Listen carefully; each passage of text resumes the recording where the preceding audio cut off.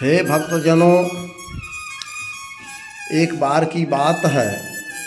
4 स्नातक अपने विषयों में निष्णात होकर घर वापस लौट रहे थे। चारों को अपनी विद्या पर बहुत बड़ा गर्व था। रात्रि निकट थी, इसलिए रास्ते में पड़ाव डालना पड़ा। भोजन बनाने के प्रबंध में सभी ने अपना योगदान देने की बात कही। क्रमशः वे सभी भोजन तैयार करने में संलग्न हो गए। सर्वप्रथम उनमें से एक तर्कशास्त्री जो था, आटा लेने बाजार गया। खरीद के उपरांत बाजार से लौटा तो स्वभाववश अपनी तर्क बुद्धि लगाकर सोचने लगा कि पात्र वरिष्ठ है या आटा। जैसे समाज में भी कुछ लोग होते हैं, वे लोग तरह तरह के तर्क लगाते हैं। किसी के ज्ञान को, किसी के ऊर्जा को नहीं समझते, वो तर्क ही लगाते हैं, क्योंकि उनके पास और कुछ तो है नहीं, वो तर्क लगाने का ही काम करते हैं। तथ्य जानने के लिए उस व्यक्ति ने उस बर्तन को उल्टा तो दुर्भाग्यवश आटा जो था वो रेत में बिखर गया। उन्हीं में से एक कला शास्त्री भी था, जिसने आपसी सहमत के आधार पर ईंधन जंगल में जाकर लकड़ी काट लाने का कार्य चुना था।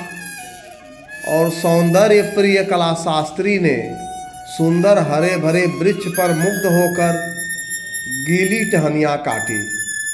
वह उन्हें ही बटोर कर ले आया।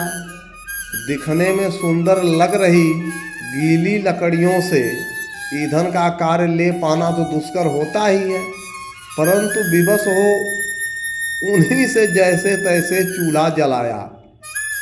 थोड़ा चावल जो पास में था, उसी को किसी प्रकार पकाया जाने लगा।